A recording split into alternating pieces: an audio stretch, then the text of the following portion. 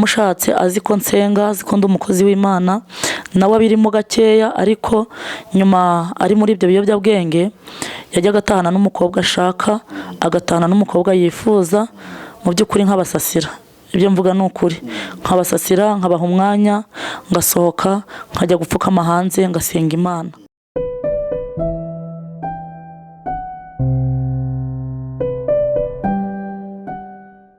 Bakunzi b'iyobokamana TV, turabasuhuje mu izina rya Yesu. Ni kwa kundi mumaze kutumenyera ko tugira gutya tukazana abakozi b'Imana batandukanye maze tukabasha kuganira. N'ubu murabona ko twicaranye n'umubyeyi, n'umubyeyi Imana yagiriye neza. Niwe tugiye kuganira rero kugira ngo abe umutanga buhamya bw'iby'Imana ikora, n'umuntu ufite ubuhamya bukomeye nimuza gukurikira murakuramo ibyiza byinshi. Reka rero dutangire tumusuhuza. Mwiriwe neza kandi muraho.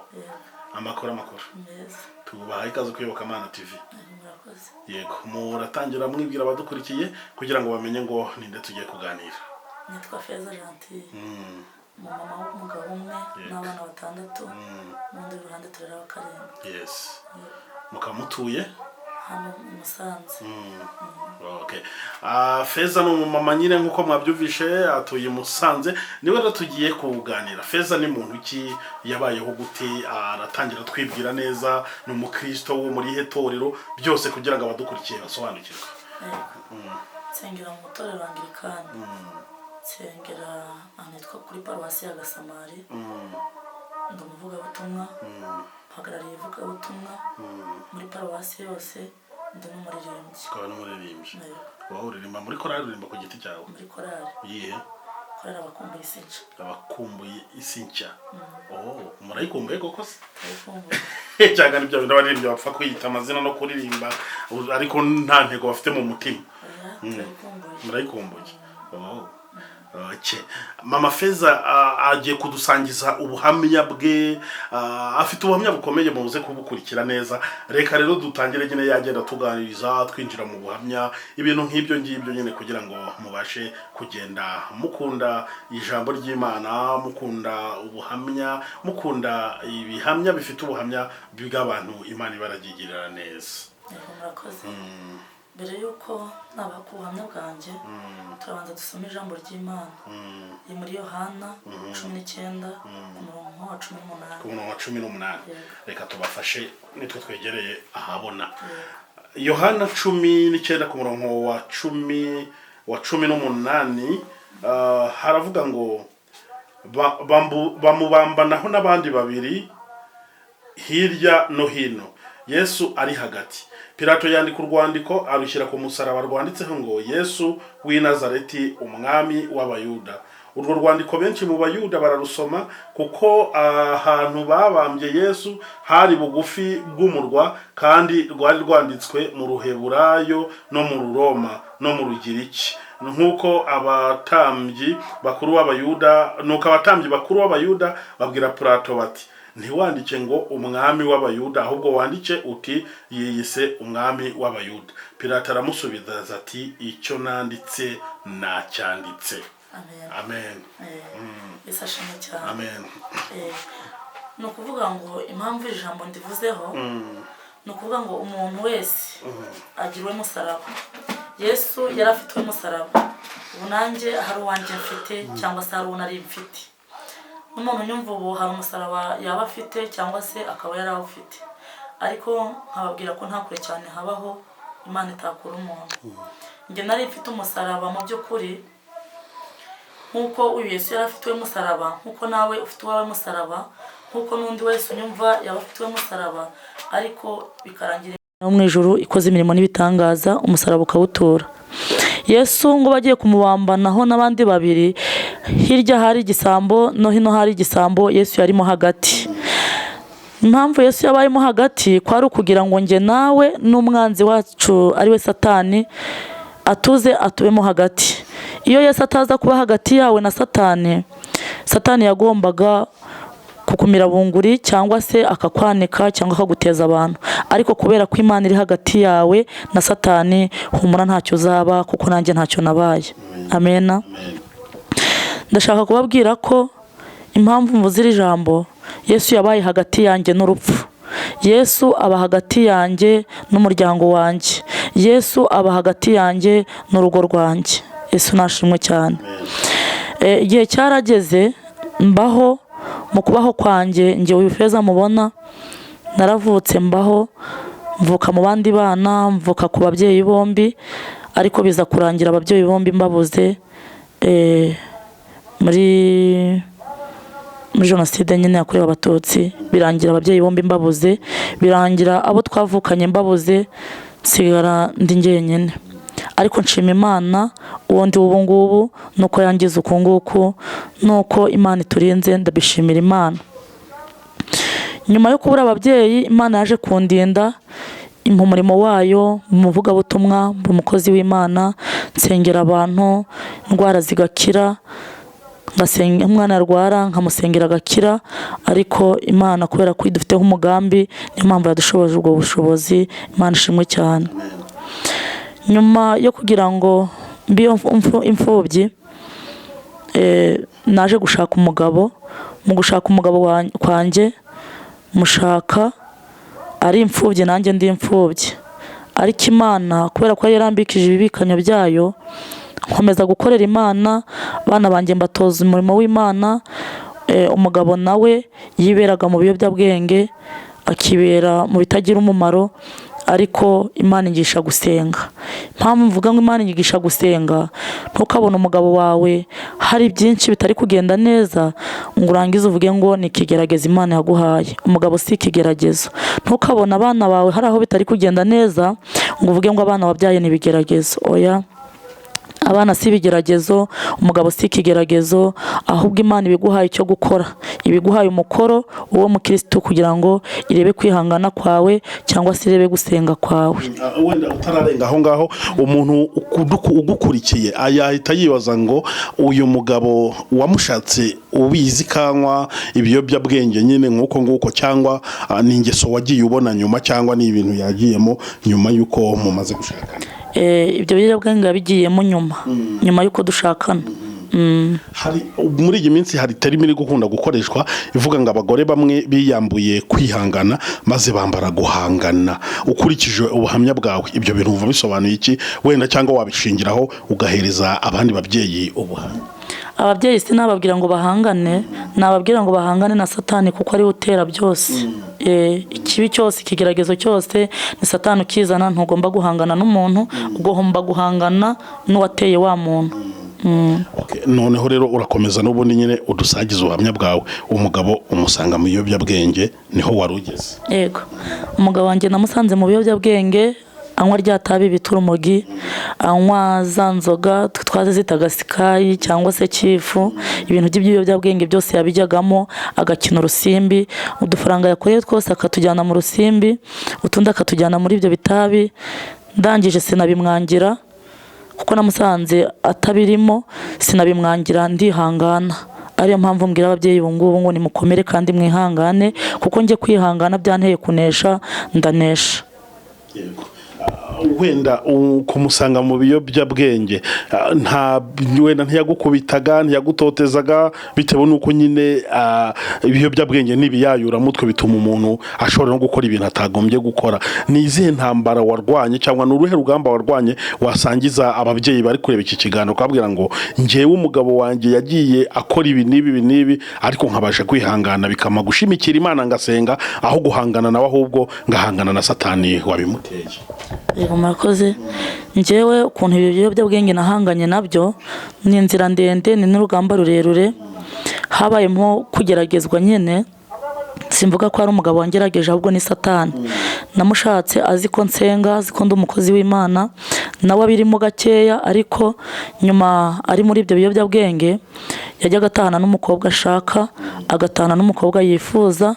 Mu by'ukuri nkabasasira, ibyo mvuga ni ukuri, nkabasasira, nkabaha umwanya, ngasohoka, nkajya gupfukama hanze, ngasenga Imana.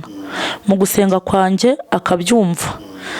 Noneho njyewe bwaba mu rukerera, nagumye kuba hanze, nkabyukira muri Niba nkajya gusenga. Nagira mu nzu y'Imana, sinasengaga ngo mvuge ngo ndagushimye Mwami kuko ibyo wampaye, cyangwa oya, nasengaga mvuga ngo Mana, ndabizi ko umugabo wanjye ni umutwe w'urugo, nanjye ndi urubavu rwe. Ntabwo nasengaga mvuga umugabo wanjye mu izina, nasengaga natura umutwe kuko nzi ko umugabo ari umutwe w'urugo. Iteka nasengaga mfashe umutwe wanjye mvuga ngo Mana, uyu ni wa mutwe w'umugabo wanjye mfashe kuko ni umutwe w'urugo. Reba ibyo arimo, reba abari kumwe nabo, ntibiguhesheje agaciro, ntibiguhesheje icyubahiro. Nanjye mukozi wawe ntibimpesheje icyubahiro. N'uwabyumva yakumva ko ntagusenga. Nsenga ayo masengesho bucece, ndayazengurukana, bikaba rimwe, bikaba kabiri, bikaba inshuro nyinshi, atahana n'uwo yifuza nkabimukira. Wabimazemo icyo kigeragezo, wakimazemo imyaka ingahe? Ni iki cyakushoboje kugitsinda? Uraza no kutubwira nyine uburyo byaje kurangira, ukomeze urambure ubwo buhamya. Njyewe ukuntu byagenze, byakomeje kujyazana abakobwa batandukanye ndetse n'abagore batandukanye, mbaho umwanya ngahunga, nkavuga ngo reka njye mfate umwanya nsengere bariya bakobwa yazanye, nsengere n'umugabo kuko bose bashorewe na Satani. Njye nahanganaga na Satani, sinigeze mpangana n'umugabo, nahanganye na Satani. Abagore muri iyi minsi bari guhangana n'abagabo, umugabo akavuga nawe akavuga, umugabo yavuga nawe akavuga, ariko nibareke guhangana nabo, ahubwo nibahangane na Satani. Kandi nta no guhangana na Satani kuko ntitumushoboye. Bwira Imana byose. Naje kuririmba indirimbo ngo bwira Yesu byose, ni inshuti yawe, akunda gufasha abababaye, akunda gufasha abashavuye, wizere ijambo rye. Iyo ndirimbo yarankomeje cyane, nkunda kwegera Imana, nayo iranyegera imba hafi. Nk'umuntu w'umuririmbyi wabaye no muri korali, waturirimba igitero cya mbere cy'iyo ndirimbo yajya guhumuriza cyangwa ijya guhumuriza. Iyo ndirimbo akantu kamfashaga, igitero cyamfashaga, nicyo kuvuga ngo we mutima urira ngwino kwa Yesu. Haleluya. We mutima urira ngwino kwa Yesu, amakuba yawe uyamubwire, mubwire buhoro ibikuriza, we kugira ubwoba kandi wirira. Abaremerewe n'ibiruhanya, babwire ko Imana yabaruhura, ubahumurize utumukiza, mara agahinda n'undi wirira. Iyo ndirimbo yaramfashije cyane kandi irankomeza, numva ngomba guhumurizwa n'iyo ndirimbo. Ibyo yari arimo byo yivurugutagamo byose, namwerekaga ko nta kibazo mfite, nkihangana. Gusa igihe dufashe umwanya wo kwicarana, nkamuhugura, nkamubwira ngo ibi nibi uba wagiyemo ntabwo ari byiza. Byaba ngombwa nkanamubwira inzira biba byaciyemo, kuko nabaga mfite amayerekwa yabyo, bigatuma atinya, kavuga ati hahandi ndi bujye, hahandi mfitanye na wa muntu gahunda, uko biri kose arambona. Icyanyoroheye cyangwa se icyamfashije ni uko umugabo wanjye yatinyaga Imana. Yabaga muri ibyo byose ariko ayitinya, noneho atinya n'abantu b'Imana. Yaza namubwira, nabimubwira n'ibyo yahozemo n'ibyo yiriwemo, bigatuma arushaho gutinya Imana cyane. Twe rero icyo dusabwa ni ukubana n'Imana, ikaduha n'amayerekwa y'iby'iwacu, y'iby'ingo zacu, y'iby'abana bacu, y'iby'abagabo bacu. Ntitubatura uburakari ngo tuvuge ngo Imana yambwiye gutya. Hari abagore benshi babwirwa amabanga y'urugo, barangiza bakatura batukana mu rugo. Ndashaka kubabwira ko atari cyo gisubizo. Ntabwo ari igisubizo kugenda utukana mu rugo ngo Imana yavuze gutya. Imana icyo gihe ugiye kwitesha agaciro. Ahubwo genda wowe uzenguruke bucece, numara kuzenguruka bucece, umubwire n'ikinyabupfura, umwerere imbuto. Umugabo nabona imbuto mu rugo azagukurikira. Umuntu uri kure iki kiganiro aribaza ngo Feza, iki kigeragezo yakimazemo igihe kingana iki? Umugabo yaje guhinduka ryari? Intsinzi y'uko kwihangana yabaye iyihe? Njyewe ikigeragezo nakirangijemo imyaka 3. Noneho muri icyo kigeragezo kukibamwe imyaka 3, bya biyobyabwenge nababwiraga ntabwo byamukoreshaga kuzanwa nkubiti. Niyo mugisha nagize, ntigeragaza ngo nkubite, ntigeragaza ngo ntoke, ariko mu by'ukuri udufaranga yakoreraga twose twajyaga mu rusimbi, tukajya muri ibyo bitabi, tukajya muri abo bakobwa. Nta terambere ry'urugo nari mfite. Ipantaro imwe, mfite ibitabo 2 by'ibitenge, ngihanganiramo, mbibamo. Noneho yaza ba bakobwa baba bari kumwe nabona baragiye, hari igihe bazaga bakagenda hakiri kare, igihe cyane batureka itaragera, ipantaro yakuyemo nkayimesa kuko yabaga ari imwe, narangiza nkayanika mu nzu, mu gitondo abona icyo yishiraho, atari uko yankoreye ibyiza, atari uko yanyeretse imbuto nziza, nkihangana nkamesa ya pantaro, nkayimanika ka gapande kanjye k'igitenge, nkakamesa, nkakazinga, mu gitondo nakambara abantu bakabona ko hari ikindi nazinguye.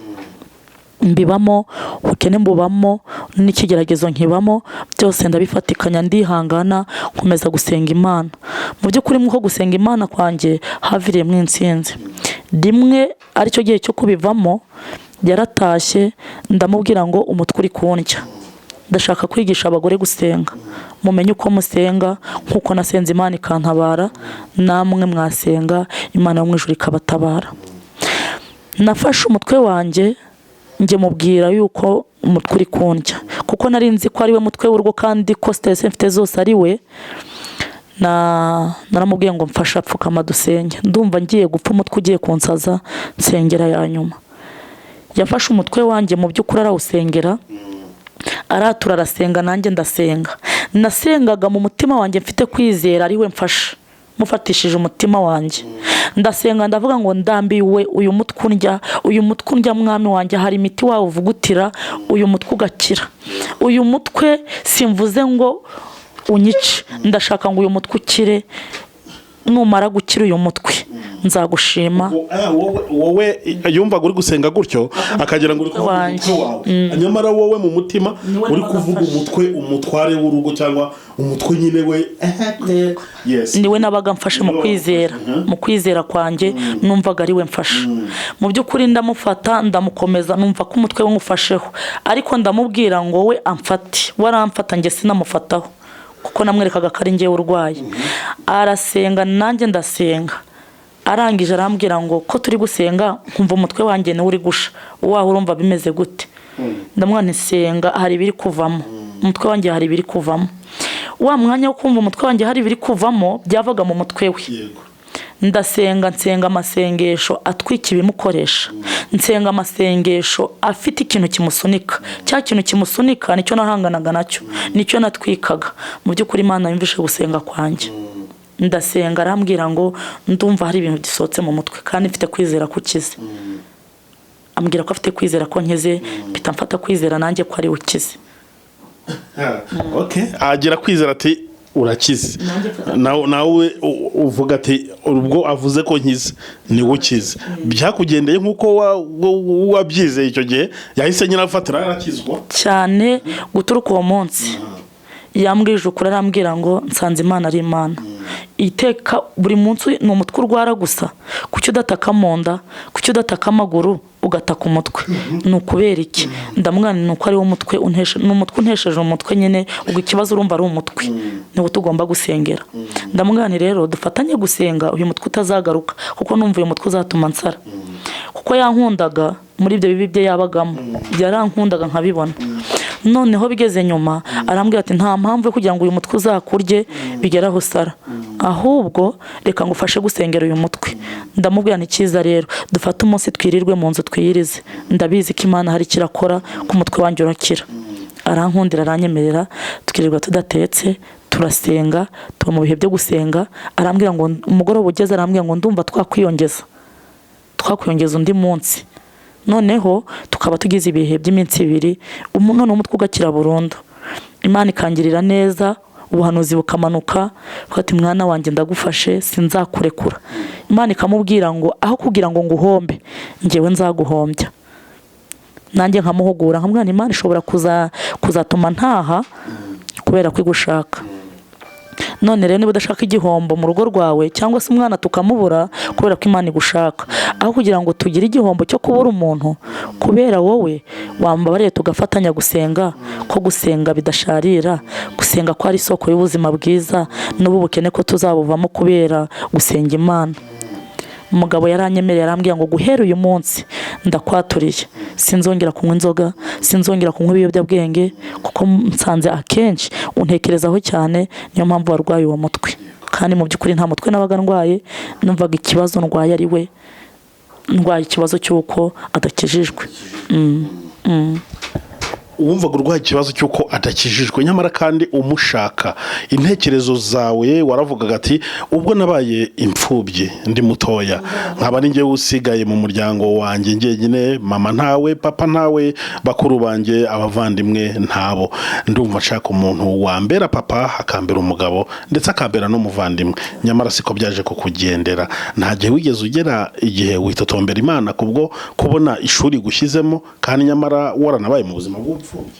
Njye ntabwo nigeze nitotombera Imana, kubera ko nabaye mu bupfubyi cyane.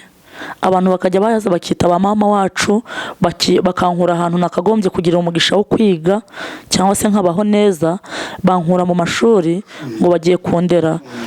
Noneho mba mu buzima bwo kwikomeza cyangwa se gukomeza umutima kugira ngo numve ko nanjye nazagira umuntu mbona ubabaye nkamukomeza. Hari uvuze ku bantu bagukuraga aho wari wibereye bakakujyana mu ngo, hari ababyeyi gitoya cyangwa bagiye babaho cyangwa banabaho, ugasanga ufashe nk'umwana w'imfubyi wagombye akavuga ati uyu nguyu wenda akavuga ati dufitanye isano cyangwa ubugira neza ni mu mumpenge kumufasha, wenda akamukura ahantu mugani, ugasanga ahise amugira umukozi, amukoresheje ibintu umuntu yakwita nk'itoteza, mubashijeho mu buzima bubi. Mu by'ukuri ababyeyi nk'abo ngabo bakurikiye iki kiganiro cyangwa n'undi wakibona bakwiye kwisubiraho. Mu by'ukuri ntabwo ibyo ngibyo ari byo, ngira ngo nibyo nawe warukomejeho nk'ibyo uri kuvuga. Ubwo yamaze kunkura ahantu nabaga ndimo mu buzima bwiza, nari ngeze mu wa 3 primaire. Noneho umudamu araza aravuga ngo ndi nyoko wanyu kandi mfite ubushobozi ngo inonge kukurera. Yankuye muri Alforina ahantu hitwa ku Nyundo. Noneho aragenda arantwara, ngezeyo avugira ngo ngire umwana mu rugo cyangwa se ambere mama wacu, cyane ko ntari namuzi. Arangije ampindura umukozi wo mu rugo, umukozi udahembwa, umukozi ufatwa nabi, umukozi hora ku nkoni, hora ku nkeke, ibintu nk'ibyo. Nta byishimo nigeze mbona mu buzima bwanjye muri urwo rugo. Niyo mpamvu nahise mfata umwanzuro, ndavuga ngo nifuza ku Mana, ndavuga ngo icyampa umugabo nkabona aho nduhukira. Ariko wenda nubwo twabirenzeho uvuze icyo ngicyo usa n'unsubiza inyuma ho gatoya, uriya mugabo mwamenyanye gute, byagenze gute kugira ngo mubane? N'umurwo rugo wari urimo urwo mubyeyi wari waje wigize umunyemo, waje kwishakira umukozi, niho wahise ko ubonera umugabo? Wenda guhura kwawe n'uriya mugabo byagenze gute? Guhura kwanjye nawe ni ibintu birebire cyane, ariko muri makeya bivuzeho muri make ukuntu twaje guhura. Ndi muri urwo rugo rw'uwo mu mama, kuri uwo nguwo wanyitaga ngo ni mama wacu. Njye narabonye mbayeho nabi cyane, mbonye n'amashuri narayatakaje, nigira inama yo kujya ahantu hari ku isambu iwacu, ahantu hitwa Imudende, none muri Rubavu. Noneho ngezeyo nkubitana n'uwo mugabo wanjye, noneho ampa amakuru y'ukuntu papa yiciwe iwabo. Noneho numva na papa wiwe yarapfuye kubera ubwo buryo. Numva mwiyumvisemo cyane, ndavuga ngo uyu afite ikibazo kubera ko ari imfubyi, kandi ahanini se yapfuye kubera papa wanjye. Numva nyine mwiyumvishemo, ndamwe nta kibazo, ihanganura imfubyi, nanjye ni imfubyi, Imana izatubeshaho. Akaba agasambu bari bafite karimo bashiki babiri yarabahariye kuko kari gatoya. Arangije we ajya muri gatoya nyine. Arangije arambwira ngo ese ubundi ufite aho uba? Ndamubwira ntubu ndi mu giti nk'inyoni, singira ahantu mba. Arangije arambwira ngo njye mfite aho mba, kandi urabona ndacyari mutoya, nakurera. Mu by'ukuri nashatse urugo ntazi ngo gushaka ni gute, ntazi ngo ubugiye ngo bigende gute. Numvishe njye mbonye aho nduhukira. Wari ufite nk'imyaka ingahe? Nari mfite muri 15. Nari mbonye aho nduhukira, ndavuga ngo kubera ko mbonye aho nduhukira, ndaruhuka za nkonjo zo mu mutwe, ndaruhuka rwa rusiripa rwo gukubitwa buri munsi, ndaruhuka ya mirimo ivunanye kandi ntotezwa ntukwa cyane n'aya magambo ankomeretsa ku mutima. Mba mbonye aho nduhukira, tubana gutyo nuko twabanye, Imana iduha abana. Umugabo yatangiye guhinduka hashize igihe kingana iki ava mu byaha abijyamo ahubwo mukimara gushyingirwa cyangwa kubana nibwo yahise abyinjiramo direct cyangwa yabigiyemo nyuma mu byaha? Oya, yabigiyemo tubyaye kabiri. Bakunzi b'iyobokamana TV, ubu ni ubuhamya bwa Feza burakomeye cyane. Narimbaye nk'umusubiza inyuma gatoya, twari turi kugenda tugeze nyine uburyo yaje guhinduka aba umuntu muzima. Ngira ngo icyo gihe mwaje no gukora mariage byose kuko mbere ntekereza ko mutari mwarayikoze kuko ntibari kubashyingira utuje imyaka y'uko niko ntekereza. Oya, kugeza ubu ngubu ayo mahirwe sindayabona yo gushingiranwa. Tubanye gutyo gusa, ariko si uko abyanga, si nuko atabishaka, ahubwo n'ubushobozi. Akambwira ati ngomba kuzajya mu murenge cyangwa se nkajya mu rusengero, hari uko Imana yangenje nanjye ndatumira abantu, none nkwereka muri babandi bari bazi yuko utazabaho, mbereka icyo Imana yagukoreye. Mama, hari abamama cyangwa abantu bubatse ingo babona mu rugo haje ikibazo icyo ari cyo cyose, wenda gishobora kuba kitano ku rwego rukomeye cyane nk'urwo ngurwo rwo ko umugabo yarakunywera agahiti, urumogi, yakuzaniraho abagore n'abakobwa, ubaha umwanya ubasasira ugira uti ibyo byose ukabyihanganira, ugasanga kubabuze kwihangana, ugasanga ingo zirasenyutse ntibagere ku nsinzi nk'uko nawe watsinze, ubu mukaba muri kumwe n'umugabo kandi yarahindutse, yarakijijwe.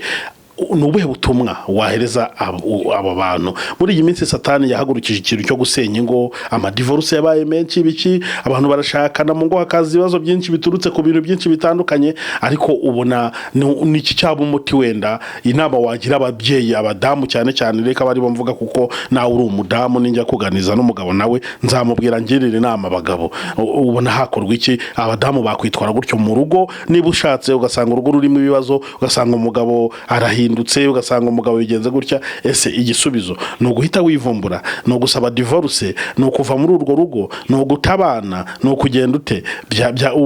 Uhereye kuri ubwo buhamya bwawe. Mu by'ukuri abadamu ndabizi muri iyi minsi bararusha, bararushye, hari abarushye mu mutima, hari abananiwe mu mutima, ariko ndashaka kubabwira ko nta kure cyane habaho Imana itakura umuntu. Njyewe hari aho yankuye, ariyo mpamvu mbivuga mu buhamya, sinjya ngira n'isoni zo kubivuga. Imana yankirije umugabo ikamukura ku rumogi, ikamukura ku nzoga, ikamukura mu buraya. Ndabizi ko sinjya Imana ikunda kurusha abandi, si n'ibyiza nkora cyane ku buryo abandi bo baba batabikora. Satani yibasiye ingo, ariko ikintu nabwira abadamu ni bihangane kandi bakomere. Nababwiye ngo bige gahunda yo gusenga Imana, noneho bige n'uburyo babisengamo. Ushobora kuvuga ngo ugiye gusengera uyu mutwe ukanyigana, ukavuga ngo uyu mutwe undya, uyu mutwe umbuza amahoro, uyu mutwe untesha umutwe, uyu mutwe ugira gutya, uwamufasheho cyangwa se wamutunze intoki. Oya, icyo gihe ubuze ubwenge. Mu by'ukuri Imana yampaye ubwenge, njye nsengera umutwe mwita ko ndwaye, nambi mwereka ko ndwaye, nkahera no mu buriri ndasenga Imana inyigisha ubwo buryo bwo gusenga. Nabo nababwira ngo nimwiga uburyo bwo gusenga, muhindura abagabo banyu mu mitima kandi tuberera imbuto. Mu by'ukuri gihonomu yaba mu rugo kandi n'ijuru ryaba mu rugo. Ni ukuvuga ngo nujya kwera imbuto hanze utereye umugabo wawe imbuto, ibyo uzaba urimo byose bizaba ari igihombo. Imbuto mvuga ntabwo ari ibi bipapayi abantu barya, nta nubwo ari indimu, oya, ntabwo ari izi mbuto abana tubagaburira. Imbuto ni imirimo myiza. Niba yagiye gufata indaya akagenda akayisanga akajya yongiye, dore abagabo benshi ko bataye ingo bakagenda, nike yasanzeyo kandi nawe urayishoboye. Rero niba wagiye mu murima, tuvuga urugero nk'abadamu bajya mu mirima, bwa burimiro bwose buri buhinga buri bugira gute, urateruye ibiryo umujyaniye ku meza na bwa burimiro bwose. Hari abazi kugenda bagakaraba bakisukura bakambara neza bakabona kujya gutanga ibyo biryo. Hari n'abandi badamu tugira defo ukagira umwenda nk'uyu nguyu ukavuga ngo ni uwo kujyana ku cyumweru gusenga, ni uwo kujyana aho abandi bari, ariko ukaba utavuga ngo uyu mwenda reka njye kugaburira umugabo wanjye mwambaye. Mu by'ukuri numujya imbere akakubona nka babandi abona, bizamutera gukomera avuga ati se ubundi ndi kugiriye umugore wanjye birazi kubyambara, umugore wanjye biriya bisuko yabisuka, uriya musatsi yashobora kuwusokoza. Mu by'ukuri uko uzitwara mu rugo iwawe, amasengesho uzasenga ufatanyije n'Imana bizahindura benshi, bihindure n'umugabo wawe.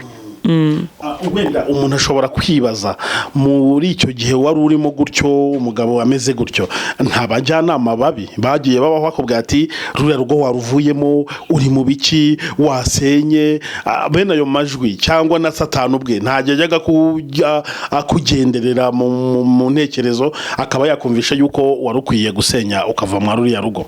Uri mu kigeragezo n'ibindi biragutinyuka.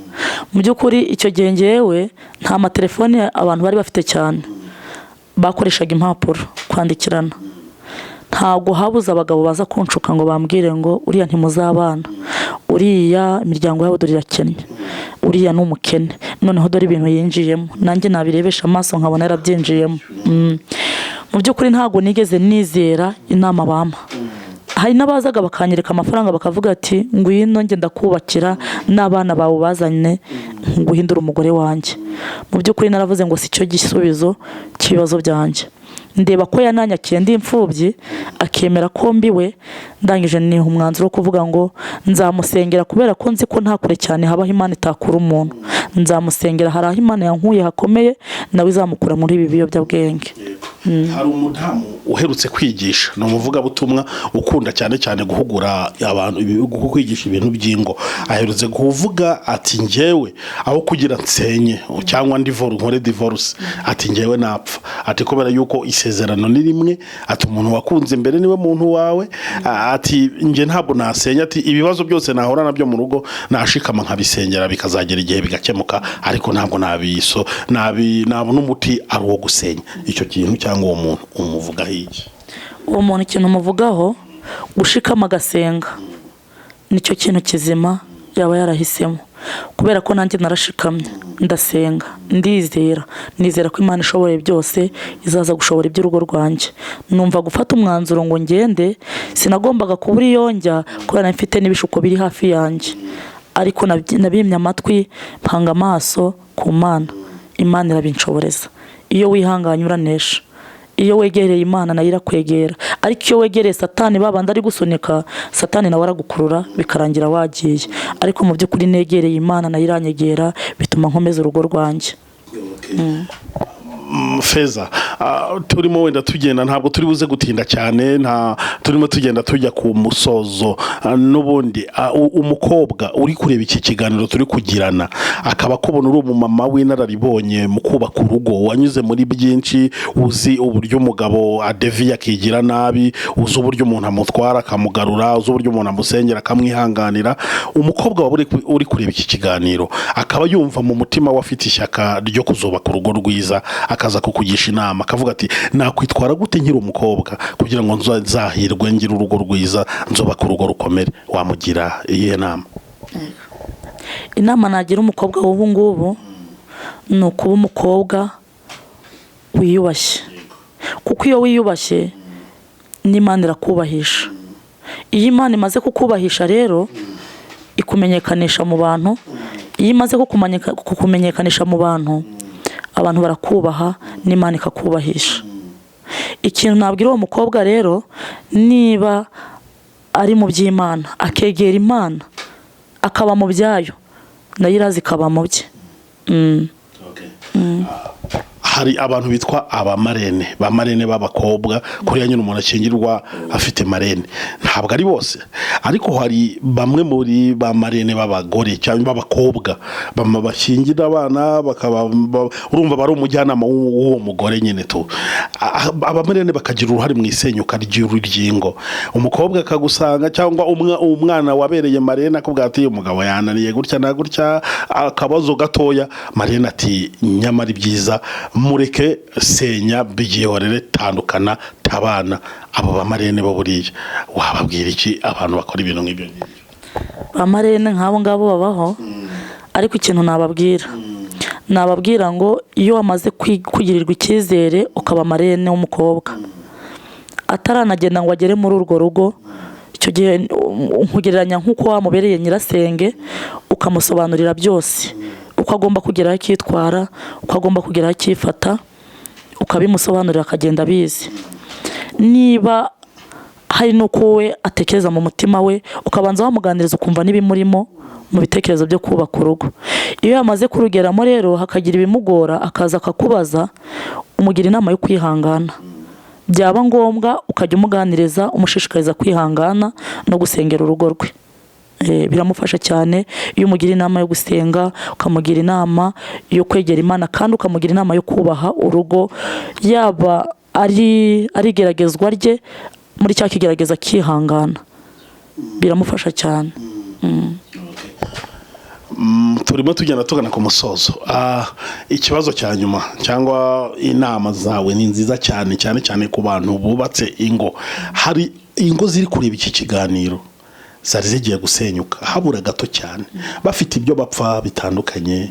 Umugabo yananiranye, yagiye mu bandi bagore, yagiye mu businzi, yagiye mu biki n'ibiki, umugore kwihangana byamunaniye neza, yagiye gusaba divorce, akagira amahirwe yo kubona iki kiganiro mbere yuko babahereza divorce. Iyi couple imeze gutyo, niyihe nama wayigira, n'ubuhe butumwa wabaha ku buryo bushobora guhindura iki cyemezo bari gushaka gufata kimeze gutyo?